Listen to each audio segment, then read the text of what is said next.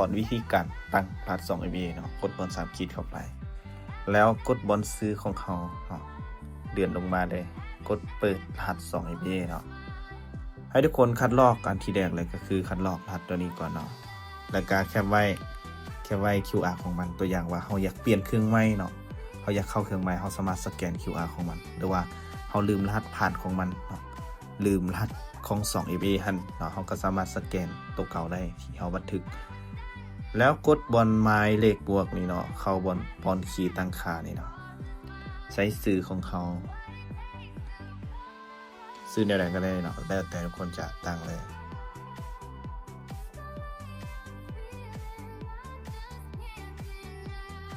ชุดเดิมอันนี้แล้วแต่ซื้อที่ทุกคนจะตั้งเลยเนาะส่วนตัวนี้รหัสผ่านที่เฮาคันลอกเขาก็จะวางไปเลยกดเพิ่มเนาะรหัสเห็นบ่มันจะเป็นรหัสอยู่ด้านลุ่มนี่เนาะแล้วเข้าที่หน้าเว็บคือเก่าเนาะให้ทุกคนใส่อีเมลเนาะอันนี้ส่วนอันนี้ให้ทุกคนใส่อีเมลแล้วหลังจากที่ใส่อีเมลแล้วให้กดส่งรหัสของมันมีแต่ให้เข้าที่อีเมลคือเก่าเนาะเพื่อเข้าไปเบิ่งรหัสผ่านของมัน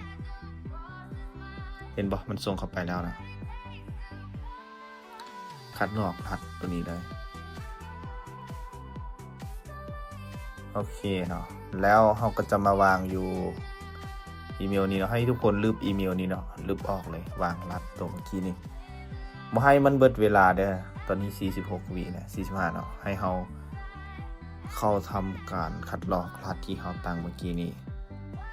ไปวางอยู่ 2FA นี่เนาะกดตกลงโอเคสำเร็จในการเปิดรหัส 2FA เนาะนี่เนาะก็จะเป็นอันนี้ได้และอีกอันนึงก็คือใครที่อยากเปิดอินดิเคเตอร์เนาะมาช่วยหรือว่าฟอร์ดูให้สามารถเข้าบน3ขีดคือเก่าเนาะกด3ขีดแล้วเขาตั้งค่าเนาะกดเปิดตัวนี้เนาะปึ๊บเราก็จะเห็นอินดิเคเตอร์เนาะเห็นบ่ตัวนี้เนาะอาจจะสวยในการวิเคราะห์ของเขาตัวอย่างว่ามันลงต่ำแนวรับเนาะก็สามารถมีโอกาสที่จะขึ้นต่อไปต่ำแนวต้านเนาะก็สิว่ามีโอกาสที่จะลงต่อไปอันนี้ก็แล้วแต่การวิเคราะห์ของแต่ละคนเลยสำหรับในการเปิดรหัส 2FA ก็จบเพียงเท่านี้เนาะใครที่บ่เข้าใจสามารถทักมาปรึกษาถามได้เนาะหรือว่าตั้งบ่ได้สอบถามได้เติมเดี๋ยวจะให้คำแนะนำกับทุกคนเขาจะลองออกจากระบบเนาะกด3ขีดแล้วเข้าตั้งค่าคือเก่าเนาะล็อกวันนี้เนาะเขาก็จะมาใส่อีเมลของเขาเนาะ TP ตอนนี้จะเป็นรหัสผ่านเลย1 2 3 4 5กดล็อกอินเข้าไปเนาะเห็นบอกก่อนที่เขาจะเข้ามันต้องได้ใส่รหัสผ่านก็คือรหัส 2FA เนาะอันนี้คือข้อดีของมันเนาะข้อดีของมันก็คือบ่มีใครสามารถเข้าได้นอกจากเขาเองเนาะแล้วมันก็จะเป็นรหัสความปลอดภัยกดคัดลอกเลยกดวางเข้าไปโอเคครับสำเร็จในการเข้าระบบ